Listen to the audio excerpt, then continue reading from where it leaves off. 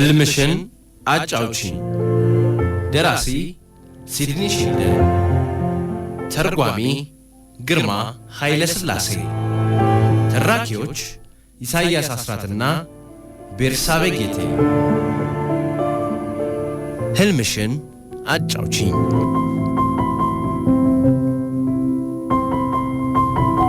ህልምሽን አጫውቺኝ ዛሬ 3ኛ ክፍል ላይ ደርሷል። ዶክተር ፓተርሰን አሽሊ የምትጀምረውን ግንኙነት ሁሉ እየከለከለ ባጭሩ ይቀጭባታል።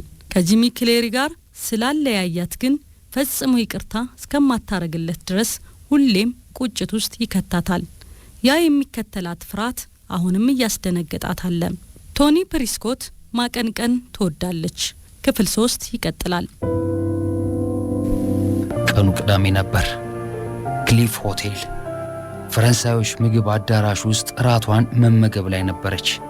የሙዚቃ ቡድኑ ጨዋታውን አጠናቆ መሳሪያውን እዚያው በመተው ወረደ።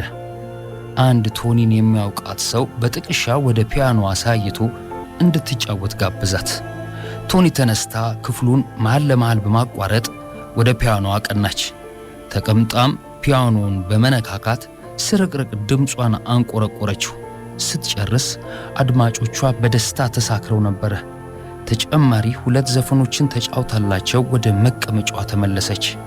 አንድ መካከለኛ ዕድሜ ያለው ራሰ በራሰ ወደ መቀመጫዋ ሄዶ ይቅርታ፣ ለጥቂት ጊዜ አብሬሽ መሆን እችላለሁ ሲል ጠየቃት። ቶኒ አለመፈለጓን ልትናገር ስትል ሰውየው ቀደማትና እኔ ኖርማንዚ ማርማን እባላለሁ፣ ወደቡ አቅራቢያ የሚገኘው የኪንግ ኤንድ አይ ካምፓኒ አዘጋጅ ነኝ። ከዚህ ጋር በተያያዘ ላናገርሽ እፈልጋለሁ። ቶኒ እንደ መብራት የደመቀ ጽሑፍ በዚህ ሰውዬ ላይ ተጽፎ ጋዜጣ ላይ ማንበቧን አስታወሰች። ቲያትርን በተመለከተ የተከበረ ስፍራ እንዳለው ማወቀች። ተቀመጠ። የማይናቅ ተሰጥቷለሽ። እንዲህ ባለ ቦታ የሚቀርብልሽ ጭብጨባ እየተሞኘሽ ጊዜሽን ማጥፋት አይገባሽም። ወደ ትክክለኛው የሚመጥንሽ ቦታ መሄድ አለብሽ። አሁንም ሐሳቧ ወደ እናቷ ሄደ። ወደ ትክክለኛ የሚመጥንሽ ቦታ መሄድ አለብሽ እኮ ነው የሚለው። እኔ ብፈትንሽ ያለ ጥርጥር። አዝናለሁ፣ አልችልም። በመደነቅ ተመለከታት።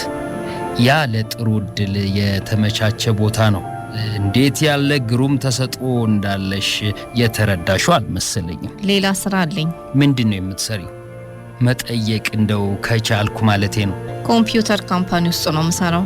አሁን የምታገኙው ደሞዝ ምን ያህል ይሁን? የሱን እጥፍ አድርግልሻለሁ። ያልኩሽን ተገንዝበሽው ከሆነ ለኔ ያሳየኸኝን ደግነት አደንቃለሁ፣ ግን አልችልም።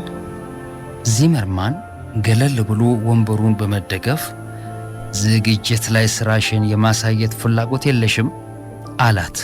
እንደውም ለዚያ ፍላጎት አለኝ። ታዲያ ቶኒ አመነታች።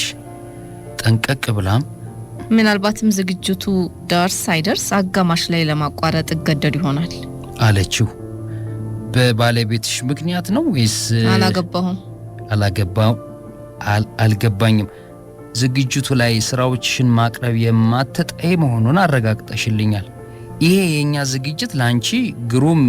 አዝናለሁ፣ ለማብራራት ያዳግተኛል። ላብራራለት ብል እንኳን ይሄ ሰው አይረዳኝም ስትል ቶኒ በመጨነቅ አሰበች። ማንም ቢሆን አይረዳልኝም። እርግማን ነው። ዘላለም አብሮኝ እንዲኖር የተፈረደብኝ እርግማን። ዘላለም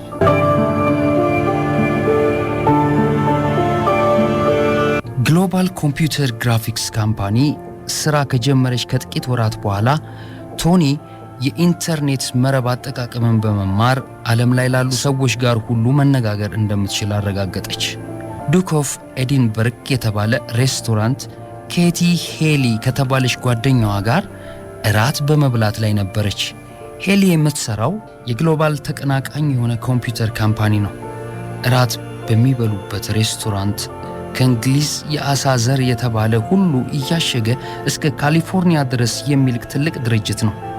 ቶኒ እዚህ የመጣችው የኮክኒ አሳ ለመመገብ ወዲያውም ያደገችበትን አካባቢ በትዝታ ለመቀላቀል ነበር። ምንጩን መዘንጋት የለብኝ በማለት ታብሰለስላለች።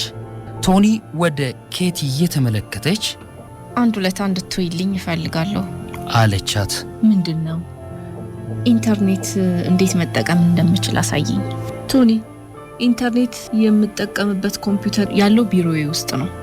እዚያ እንዳላሳይሽ ከመስሪያ ቤቱ ደንብ ውጪ ነው። የመስሪያ ቤቱን ደንብ እርሹ። ስለ ኢንተርኔት አጠቃቀም ታውቂ የለ? አዎ። ቶኒ የኬቲን እጅ ጨበጥ አድርጋ ፈገግ አለች። ጥሩ። በሚቀጥለው አመሻሽ ላይ ቶኒ ወደ ኬቲ መስሪያ ቤት ሄደች። ኬቲ የኢንተርኔት ዓለምን አስተዋወቀቻት። የኢንተርኔት መግቢያ በሮችን እያንኳኳች የሚስጥር ቁጥር ካስገባች በኋላ መስመሩ እስኪቀጠልላት ድረስ ትጠብቃለች። ከዚያም በማውዙ ሌላ በር ካንኳኳች በኋላ ከሌላ የኢንተርኔት ተጠቃሚ ሰው ጋር በቀጥታ መጻጻፍ የምትችልበትን ሁኔታ ትፈጥራለች። በዚህ መልኩ ኬቲ ዓለም ላይ ያሉ የኢንተርኔት ተጠቃሚዎች ጋር ሁሉ የጽሑፍ ንግግር ስትጀምር ቶኒ በመገረምና ባንክሮ ትመለከታታለች። ይሄ ሊኖረኝ የሚገባው ነገር ነው አለች ቶኒ። ኮምፒውተር እቤት ያስገባለሁ። ኢንተርኔት እንዲኖረኝ ታግዥኛለሽ? በደንብ ቀላል እኮ ነው። ኢንተርኔት ለማስገባት የምታደርጊው በዚሁ ኮምፒውተር ለመስመር ፈቃጁ ክፍል ማመልከት ብቻ ነው። ልክ ያ ዘፈን እንዳለው አትንገረኝ አሳየኝ። በቀጣዩ ቀን ማታ ቶኒ ኢንተርኔት ላይ ነበረች። ከዚያች ጊዜ አንስቶ ሕይወቷ ተለወጠ። ከቸካት ኑሮ ተላቀቀች። የመረጃ መረብ እንደ አስማት ምንጣፍ እያንሳፈፈኝ ሙሉ ዓለምን ያዞራል ስትል አሰበች። ከስራ እንደተመለሰች ቤቷ ትገባና ኮምፒውተሯን ማብራት ነው። ከዚያም የጽሑፍ ንግግር በመፈለግ ላይ ያሉ መስመሮችን ታስሳለች። እጅግ ቀላል ነበር። የመረጃ መረብ ተጠቃሚ የሚያደርጋትን መስመር እንዳገኘች ኮምፒውተሯን በመነካካት ዊንዶው ሲመጣ ዳግም እየነካካች መልእክቱን ታስተላልፋለች። ሄሎ፣ ማልበል ማን አለ? ድንገት አንድ መልእክት ይደርሳታል። ቦብ፣ እዚሁ አለው። አንቺን ለማነጋገር እየጠበኩ። ከዓለም ጋር ለመገናኘት ዝግጁ ነበረች። ሆላንድ ውስጥ ሃንስ አለ። ሃንስ፣ እስኪ ስለ ራስህ ንገረኝ። አምስተርዳም አንድ ትልቅ ክለብ ውስጥ ዲጄ ነኝ። ማለቴ ሙዚቃ አጫዋች፣ ሂፕሆፕ፣ ራፕ፣ የትኛውንም አይነት ያለ ሙዚቃ እንደፈለሽ ሰይሚው። ቶኒ ለሃንስ መልስ መስጠት ጀምራለች። ጥሩ፣ ዳንስ እወዳለሁ። ምሽቱን በሙሉ ብደንስ አልደክምም። ከአንዳንድ መደነሻ ስፍራዎች በስተቀር ምንም ነገር በሌላት ትንሽ ከተማ ውስጥ ነው የምኖረው። ያሳዝናል። እንዲህ አይነት አሳዛኝ ሁኔታ ውስጥ ነው ያለሁት። ታዲያ ስለምን አላዝናናሽም? እንዴት መገናኘት የምንችል ይመስልሻል? መስመሩን ትለውጣለች። ሌላ መስመር ላይ ፓውል አለ ከደቡብ አፍሪካ። ብላሽ ለመስጠት መስመር ላይ ስጠብቅሽ ነበረ ቶኒ። አለው። ስላንተ ሁሉንም ነገር ለማወቅ እንደጓጓሁ ነው። 32 ዓመቴ ነው። ጆሃንስበርግ ሆስፒታል ውስጥ ዶክተር ነኝ እኔ። ቶኒ በንዴት ትዘጋዋለች። ዶክተር? አስፈሪ አስጨናቂ ትውስታዎች ድንበር እየጣሱ እንደ ደራሽ ወደ እሷ መጡ። አይኖቿን እንደጨፈነች ለጥቂት ጊዜ ቆየች። ልቧ በኃይል ይመታ ጀመር። ደጋግማ በጥልቅ ተነፈሰች። ከዚህ በላይ ያስፈልገኝ፣ ለዛሬ ይብቃኝ ብላ ወደ መኝታዋ አመራች። በቀጣዩ ምሽት ወደ ኢንተርኔት ትመለሳለች። መስመር ላይ ሲንደብሊን ነበር። ቶኒ፣ ደስ የሚል ስም። አመሰግናለሁ ሲን። አይርላንድን አይተሻታል? በፍጹም። ብታያት የምትወጃት ሀገር ናት። እስኪ ስለ ራስሽ ንገሪኝ። ምን ትመስያለሽ? እርግጠኛ ነኝ ቆንጆ ነሽ። ትክክል ገምተሃል። የማንሆልል ውብ ነኝ። ትዳር ገና አልያዝኩም። ሴተላጤ ነኝ ማለቴ ነው። እስኪ አንተ ደግሞ ስለ ራስህ ንገረኝ። ምን ትሰራለህ ሲል? የቡና ቤት አስተናጋጅ ነኝ እኔ። ቶኒ መስመሩን አቋረጠች። እያንዳንዱ ምሽት አዲስ ነገር ይዞ የሚመጣ ልዩ ነው። አርጀንቲና ውስጥና ፖሎ እየተባለ የሚጠራው የፈረስ ግልቢያ ገና የሚጫወት የጃፓኑ የማስታወቂያ ሰራተኛ፣ የቺካጎ ግምጃ ቤት ሰራተኛ፣ የኒውዮርክ የቴሌቪዥን ቴክኒሽያን፣ የኢንተርኔት ግሩም ጨዋታ ነው። ቶኒ እጅግ ትዝናናበታለች። እስከ መሰላት ጊዜና ሁኔታ ድረስ ዘልቀት ትጫወታለች።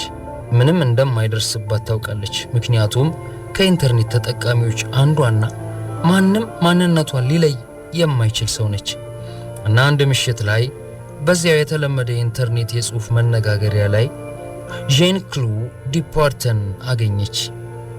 ቦነሴራ ከአንቺ ጋር በመገናኘት ተደስቻለሁ ቶኒ። እንኳን ለመተዋወቅ በቃን። ዣን ክሎድ የት ነህ? ኪውቤክ ከተማ ውስጥ። ኪውቤክን አይቻት አላውቅም። የምወዳት ይመስልሃል?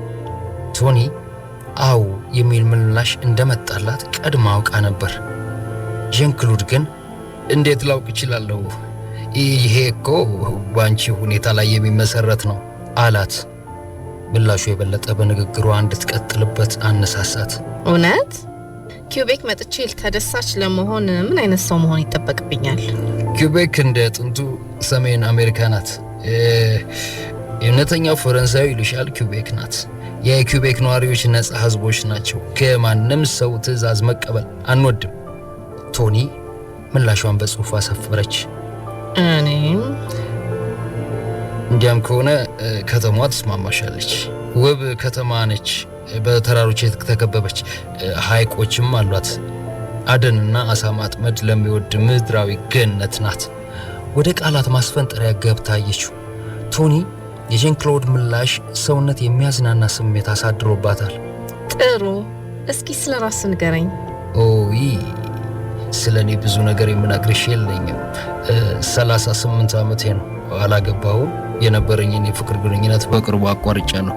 አሁን የምትስማማኝን ባገኝ ከእሷ ጋር የመኖር ፍላጎት አለኝ። ኢትቮውስ አንቺስ አግብተሻል? ቶኒ ምላሿን መጻፍ ቀጠለች። በፍጹም እኔም የሚስማማኝን በማፈላለግ ላይ ነኝ። ምን በመስራት ላይ ነህ? ትንሽ የጌጣጌጥ መደብር አለች። አንድ ቀን መተሽ እንደምትጎበኝልኝ ተስፋ አድርጋለሁ። ግብዣ መሆኑ ነው? ማይስ ኦዊ አዎ፣ ግሩም ነው። ከልቧ ነበር። ምናልባት አንድ ቀን ወደዚያ የሚሄድበት ምክንያት ይገጥመኝ ይሆናል ስትል አሰበች። ምናልባትም ከሁሉም ነገር የሚያተርፈኝ ሰው እሱ ይሆናል። ቶኒ ዘወትር ማታ ዣን ክሎድ በመስመሩ ታገኘው ጀመር። ፎቶውን በመስመሩ ልኮላት አየችው። ቶኒ መስህብ ያለው ሰው ሆኖ አገኘችው። ዣን ክሎድ በበኩሉ የቶኒ ፎቶ ተልኮለት እንዳየው እንዲህ የሚል መልእክት ጻፈ። ቆንጂዬ ነሽ ማቹሪ፣ እንዲህ እንደምትሆኝ አውቄ ነበር። እባክሽ ነይና እንገናኝ። እሺ እመጣለሁ። በቅርቡ። ቶኒ መስመሩን ዘጋችው። በሚቀጥለው ማለዳ መስሪያ ቤት ውስጥ ሼን ሚለር ከአሽሌ ፓተርሰን ጋር አንዳንድ ነገር ሲያወራ አደመጠች። እሷ ላይ ምን አይቶ ነው? አንተ ዘኪ ነገር እኮ ነች ስትል አሰበች። በቶኒ ድምዳሜ አሽሌ ተስፋ የቆረጠች ቆሞ ቀር ናት። እንዴት መዝናናት እንዳለባት የማታውቅ ናት ስትል ቶኒ አሰበች። ቶኒ አሽሌ ላይ የምታየው አንዱም ነገር አይስማማትም። አሽሌ ቤቷ ወጥመድ ሆኖ አለቅ ያላት የመኖሪያዋ ውስጥ አይጥ ሆናለች። ምሽቱ ገና መውረር ሲጀምር ሮጣ እዚያ ጉድጓድ ጥልቅ በማለት መጽሐፍ ማንበብ ወይም የቴሌቪዥን የታሪክ ፕሮግራሞች ላይ አሊያም የዜና ማሰራጫ ጣቢያዎች ላይ መጣድ። ስፖርት አትወድ፣ ሌላ ቀርቶ ኢንተርኔት ምን እንደሆነ አታውቅም። የሚሰጠው ደስታ አይገባትም። ስልቹ ከባህር ኑሮን ማቀዝቀዣ ውስጥ እንዳደረገ አሳ ከህይወት እያጣች ያለችውን ነገር በቅጡ አታውቀውም። እስኪ ያለ ኢንተርኔት ቀጥታ የጽሑፍ ምልልስ ዣን ክሎድን እንዴት ላገኘው ይችል ነበር? ቶኒ እናቷ ኢንተርኔት እንዴት ትጠላ እንደነበር ታወሳት። ለነገሩ እሷ ሁሉንም ነገር ነው የምትጠላው ስትል አሰበች። ለእናቴ ሰው ከሰው ጋር የሚመሰርተው የመገናኛ ዘዴ በመጮህና በማላዘን ለሁለት ብቻ የተከፈለ ነው። ቶኒ አንድ ቀንም እናቷን አስደስታ የማታውቅ ልጅ ነበረች። አንድ ነገር እንኳን በአግባቡና በስርዓቱ የማታከናውኚ ከንቱ ትላት ነበር። ይሁን እናቷ ለአንዴና ለመጨረሻ ጊዜ ወደ ማትመለስበት ስፍራ ሄዳለች። ቶኒ እናቷ የሞተችበትን ሰቅጣጭ አደጋ አስታወሰች። የእናቷ አድኑኝ ጩኸት አእምሮዋ ተቀርጾ ቀርቷል። አሁንም ይሰማታል እና ትዝታውና የሰቆቃው ጩኸት ቅሪት ፈገግ ያሰኛል። ሌላ የሞኛ ሞኞች የቂላቂሎች ዘፈን አቃጨለባት።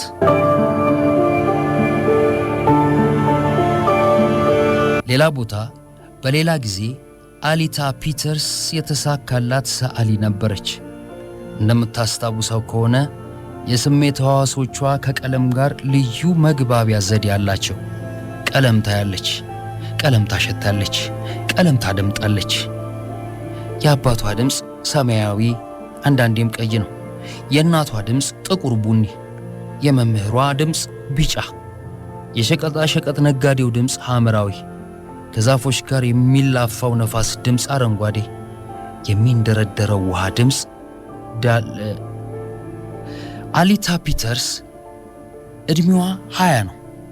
ደማም ቆንጆ አይን የምትስብ ብትሆንም እነዚህን ግን ያለችበትን ሁኔታና ለራሷ የምትሰጠውን ግምት ተንተርሶ ይለዋወጣሉ።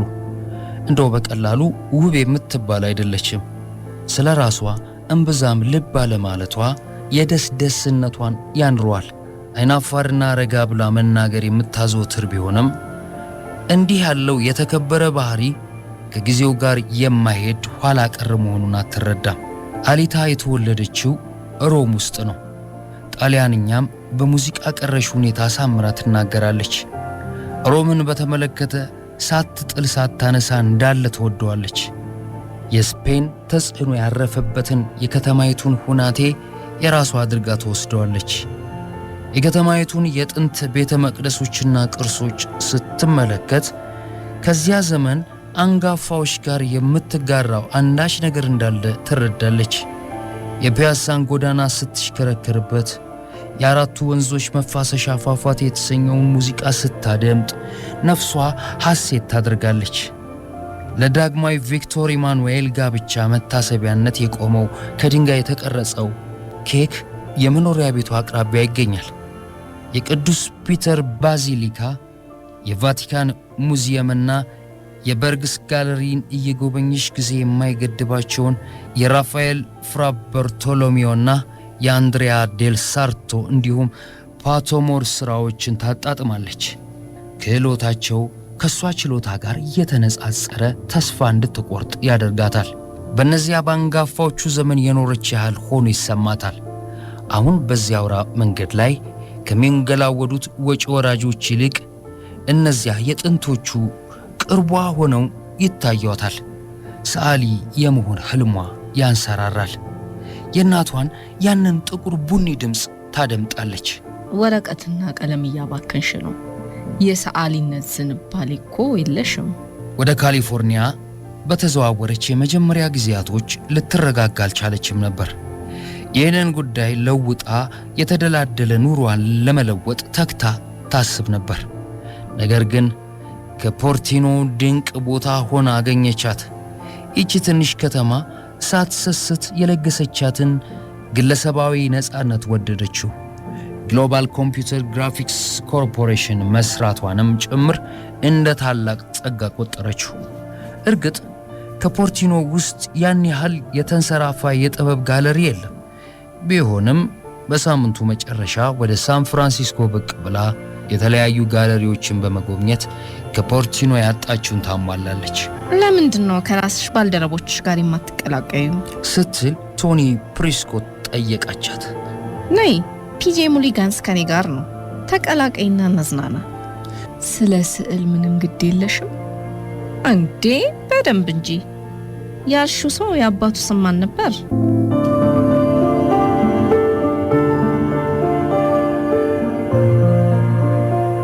ህልምሽን አጫውቺኝ። ደራሲ ሲድኒ ሺልደን፣ ተርጓሚ ግርማ ኃይለ ሥላሴ፣ ተራኪዎች ኢሳይያስ አስራትና ቤርሳቤ ጌቴ።